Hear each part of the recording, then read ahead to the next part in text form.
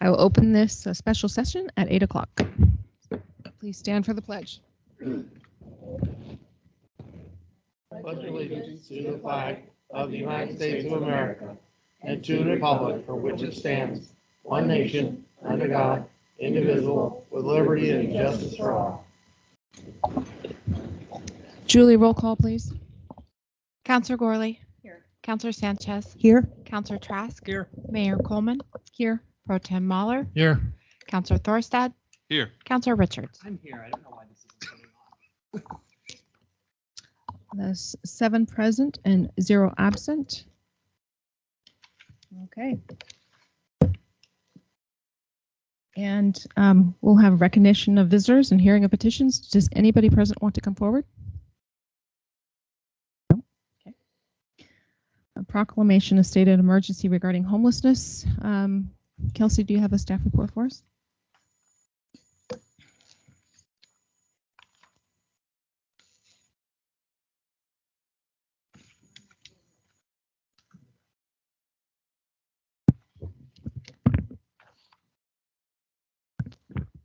We do not have a staff report. I'll just say a few things about this. So this would be declaring a state of emergency regarding our homelessness situation. Do you want to point out that any type of homelessness or any type of state of emergency will need to be brought forward by unanimous vote? We also have included a letter requesting that the city of Sweet Home and Lynn County be included in the governor's proclamation of a state of emergency regarding homelessness. So you should have both of those items before you. Okay, so counselors, I just want to acknowledge that city staff has worked really hard on these 3 documents today to get this ready at such short notice. I think that it would be helpful if you guys all took the time right now to review the documents. There's some things to consider about whether or not we want to actually call a state of emergency. How will this be perceived by the community when we've spent so much time within our community to do some really great things for homelessness? And if it's worded in a way that actually declares that we have accomplished some great strides in this area and that we need to consider how that will impact those things. Will our community question that? At the same time, I know that currently we are not listed as far as Lynn County goes on the funding that Governor Kotek has assigned to this issue. Lynn County is not listed as a recipient. So this is all kind of determining and kind of resting on whether or not she would be willing to add Lynn County to that. If it means that we will get some funding for the work we've already done and the work we want to continue to do with the homelessness, then we need to consider if that is something we would like to do, if that would be beneficial. So I'd love to hear from all of you, but if you want to take some time just to review these documents, that'd be helpful.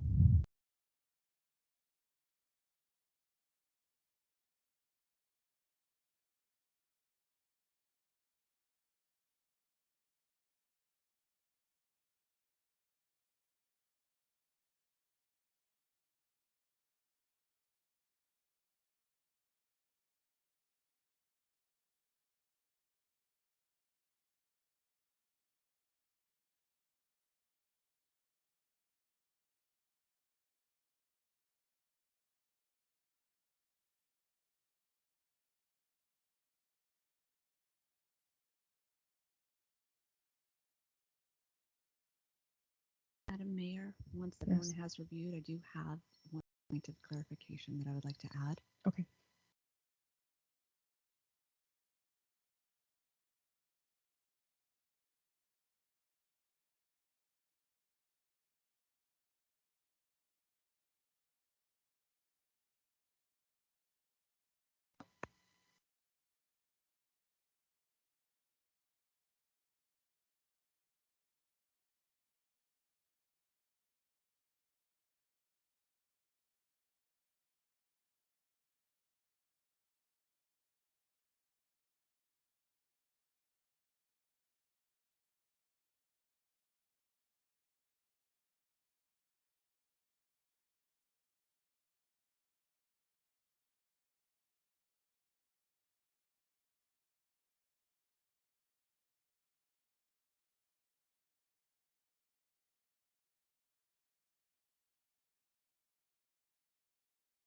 Okay, so I'm going to go ahead and have City Manager Young present that. I would also request, if I could, to have an update from both Public Works and the Police Department, how our actions so far have impacted their departments. But after City Manager Young gives her clarification. Okay, so there's a few things too, just to be aware of. One, it's not uncommon for cities to decide to declare a state of emergency for an ongoing issue such as this. I know when I was at my previous city, we declared a state of emergency regarding homelessness, even though we were taking actions because we were stating that these actions still needed to continue and that we needed the support from a higher level. So that is one piece. Secondly, there are multiple additional stages that I think we can look at to potentially get funding. We do need funding for transitional housing. We do need funding for family shelters. And we also need long-term housing.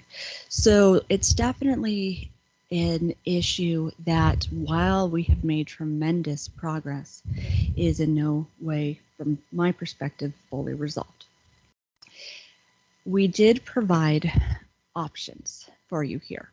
So it doesn't have to all be approved together. You can just approve either the state of emergency or our request to be included, or a combination. So I just wanted to make that clear as well. So now I'll hand it over to our Public Works and Police teams to discuss this a little bit more. So the impact that we're currently having, obviously, we've discussed this a little bit in previous sessions, but it's been positive with FAC up and running. Our calls for service regarding the homeless are down. However, there is still a population out there that we deal with from time to time. Just for example, tonight or today, we had somebody come into the PD. I'm not sure if they weren't able to get in over at FAC. I would assume so. That asked, where they could stay, and so we directed them to our overflow next to the PD. We are still getting some calls at different locations around town. Public Works, when they're out working, might notice or run into somebody who sees them and make a complaint about, hey, there's somebody staying over at this location. So we are still finding pockets of people here and there around town and addressing those issues as needed. Thank you. Public Works, I know that you have, and Director Springman, you guys have spent a lot of time in the past year working on this issue. So how has that changed since FAC opened, and where are you seeing issues still? Our sanitation issues have decreased. Of course, they're not centralized anymore. For the most part, I think we have arms around this, but we do, I think, as Chief stated, that we do have pockets of areas where they didn't go to the facility, and they're still trying to sort those out and find their peace within the community, which isn't happening because we get a few calls on those, but also my staff is out and about, probably, because we've got the lion's share that's out and about every day. We've had this discussion enough that when they come across this, they are now almost in tune to make contact with either with Rebecca or having them make calls or just letting them know directly. And that's kind of been the case over since then. And I think us working together, we have minimized a lot of our time. It's just little pockets here and there. And I think as long as we keep doing what we're doing, we're making great improvements with the sanitation side. I think the RVs has increased, or has improved, not increased, sorry about that, has improved. You don't see very many of them around, but when you find them, they're tucked away somewhere on somebody's private property, which that even makes it easier for them to be dealt with. So lots of improvements from the Public Works side. Great. Thank you so much for that, especially on the spur of the moment. I'd like to hear from every counselor their thoughts on whether or not you like what's written here, and if there's anything you would like to see changed. So I know that counselors have some concerns, so Please feel free to share. Yes, we shall. Starting with you. So, the original intent of this meeting was to address an emergency for us to do response. But the decision, and after looking at it, the decision of the governor's order happened in January. And very specifically outlined which counties would receive that help based on data that they had. And there has been people at the Capitol talking with the governor to make sure that Lynn County isn't forgotten. I think the biggest problem with that order was that rural Oregon's needs weren't being addressed. That really is what we have an issue with. Mhm. Do we have an emergency? No. No. And do we have an ongoing need that is just significant, the burden on our community as in a larger metropolitan area because of our revenue? Yes. Is it going to be addressed in an emergency? No. Is it going to be addressed by going back to COTEC and asking again? No. The request needs to be, what about rural Oregon? What are you going to do to help rural Oregon? Separate from this. At this point, they made it very clear they're not going to piggyback for us. So that issue's dead. And it's not an emergency. I think our public is very happy and trusting us. The leadership that we've demonstrated is solid. FAC is working. We don't have people sleeping in the street. Everything's looking good. And as a poster child for rural Oregon, Sweet Home is number one. Number one. If we go and declare a state of emergency without rational justification, Sweet Home loses that. We're tarnishing our crown. And I really feel that that's an injustice to us as a council, to our leadership that we have, to all those people who have worked so hard to make this work. And our community that's trusting us, they're going to ask us questions. They're going to want to know why this, why not. Do we have a housing issue? Yeah. Housing costs too much. We need that addressed. But we also have other issues. We still need to support FAC to help them to be as successful as possible because that helps us. That helps our community. And right now, the issues on 6th Street are not going to be fixed by any action that we take tonight. And that was not the original intent of this meeting. And I think that we just need to be honest and say, okay, we gave it, the team try, but it's not really what we need to do right now. So I have a difference of opinion. I know that as far as I'm aware, FAC has a wait list and there's people that are still waiting to be able to stay inside of that facility. There's kids, there's families that don't have anywhere to go.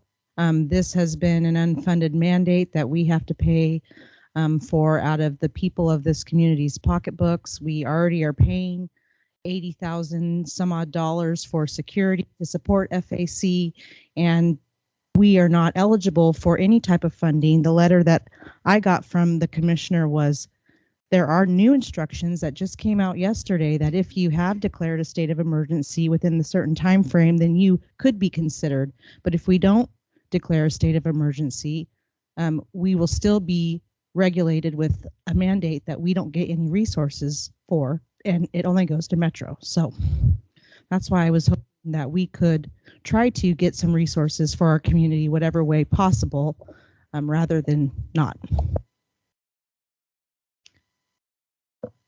Well, I have a couple questions real quick. I'm not sure about this either, but just I do have this. Is that so? We've put out a lot of time and money for the public works to do all the stuff they got, and I don't think we got reimbursed for that. I think that's on the city. And also, can we get some of that back because of the money that we spent? Not hundreds of dollars, thousands, tens of thousands of dollars to do all that work. And FAC has done a good job. Don't get me wrong. But we got a lot of donations, but we also have costs for all of this stuff. And I don't know, can we get reimbursed for some of the 100,000 or whatever you had to do for the public works? I don't know. But there's going to be a lot more a cost that we really don't have money to take care of, in my opinion. Maybe we do. I could be wrong. But if they're gonna add a bunch more stuff, it's got to come from somewhere. And I just don't know. I'm not sure I know the answer to that. But I don't know about the emergency thing. I don't know. I guess I would be kind of on the fence at this point until I get more information or whatever. But I do realize that we've got to do it pretty quick. We can't wait till October, so, and I don't like taking a bunch of money that we don't need, but on the other side of it, there's stuff that we can use it for.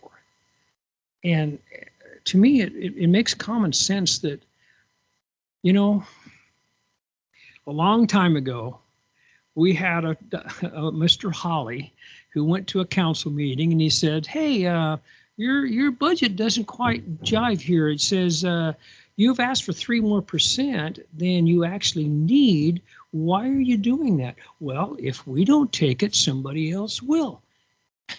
And that's kind of the way it worked. And we still took the money. And so I don't know where we're at here. Okay. Pro Tem Mahler? I'm not going to repeat what Councilor Gorley had brought up because I totally 100% agree with her. And I also believe that if there's opportunities for funding out there, we should try to achieve that, because I don't think that we're not going to have the funding to take care of all the needs. So I'm all for trying to figure out how to come up with funding, more funding for the homeless situation. The only thing that I want to add to this emergency meeting that we did, it's kind of concerning to me, is the broken link of communication between our county commissioners and our city of Sweet Home. And this is what part of this training is going to be over the 3-night training.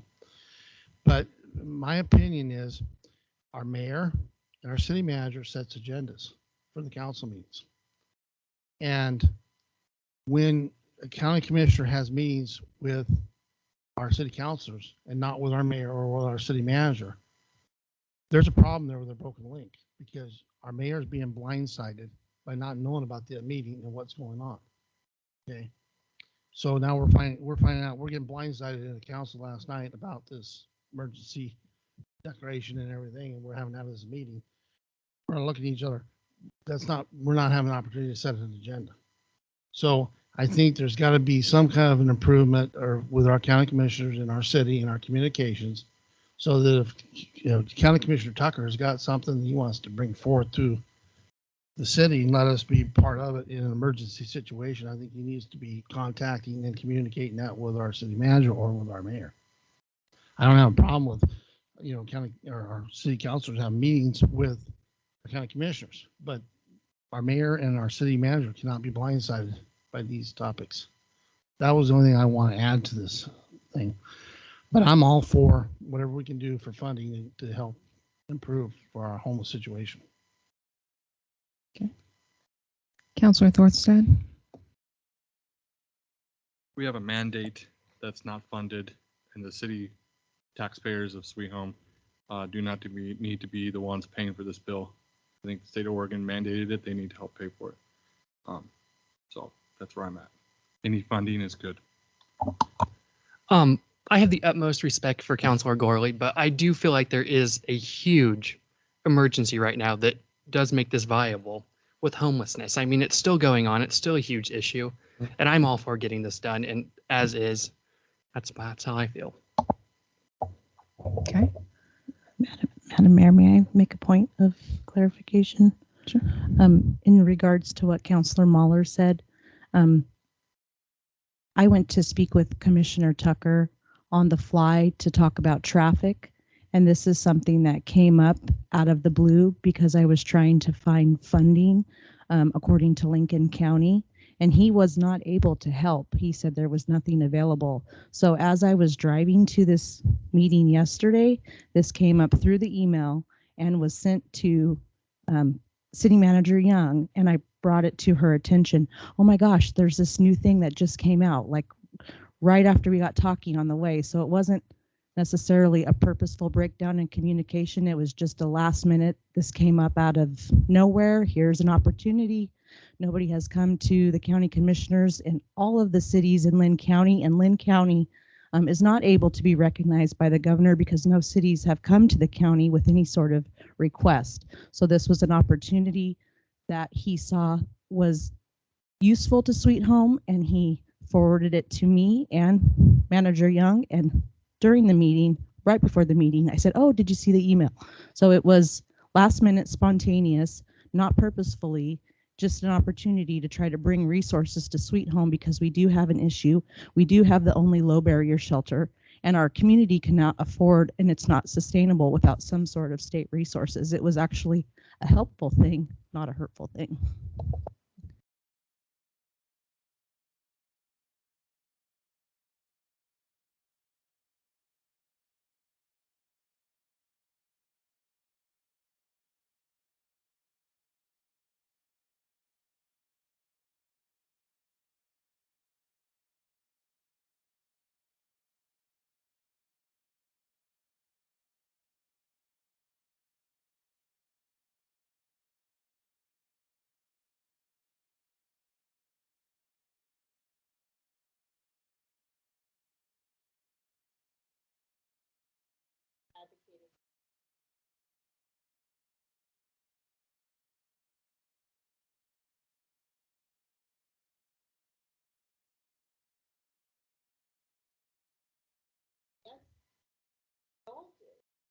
Don't believe that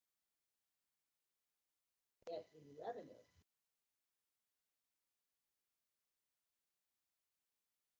They've already said, they've already made up their mind. And so the emergency,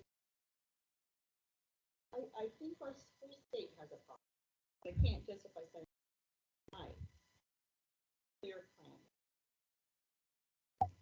So Madam Counselor Mayor- City Manager Young, do you have any other information regarding these things? I think the only thing I would like to mention, well, actually, there's a few things. One, again, I will agree that the entire state has a state of emergency, and I would actually encourage every single city in the state of Oregon to declare a state of emergency. This is actually a larger issue, and this is a way that we can make our voices known. So as you consider this, I don't think it is something personally, as from a staff recommendation, I don't think it is something that would harm us. I think that we would be stating that this is one of our priorities. And I think Sweet Home has been leading the charge on this for the past couple of years. And this is another way to decide if we want to continue to lead this particular charge. Now, we may decide that no, this is not the way that we want to present our city. And I think that is entirely up for council to decide. You also have an option here to just request to be brought in as part of this funding as well. And that would be another way to speak to the state at large and to ask for recognition.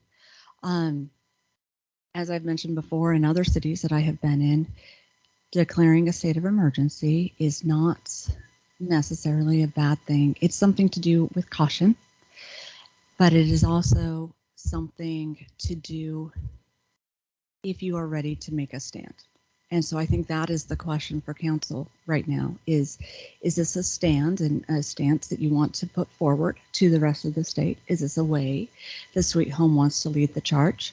Or is this something that you would rather go a different direction on? So I would say that was really the question for you right now. Okay. Madam Mayor, Thank you. Yes. if I may, I don't know what the harm is going to be if we do this emergency thing. I don't know for sure. I don't know. Don't have a clue. But I also want to talk about something that happens more often than I think it should. I don't believe that anybody on this council should bypass the mayor in a situation that happened yesterday or the day before, whenever it was. That should not happen. The mayor is the one running the show here. It's not Kelsey, although she needs to know too, but the mayor needs to be in the loop. And that's simple. And I don't think that happened before, and I don't think it happened yesterday. Thank you, Councilor Trask. Oh, excuse me. That's with all respect for everybody that's in this council, okay? But we can disagree on things, but this is not agreeable. Okay, I'm sorry, point of order. Council requested that staff bring this item forward, and council requested that we hold this session, and staff spent many hours in order to make this happen. This was not at staff's request. This was not at my request. And also, the city manager does set the agenda. Thank you. okay, so we have a few things in front of us, and obviously there's lots of different views going on right now. We can either have a motion to approve all three pieces of paper in front of you. You can have a motion to approve one of the items in front of you, or it can just be tabled till another time.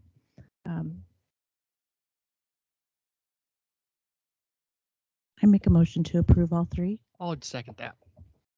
We have a motion and a second. Julie, I think I'm going to be calling on counselors if you don't mind. Counselor Richards, Yes. Counselor Thorstad, Yes. Counselor Pro Tem Mahler, Yes. Counselor Gorley,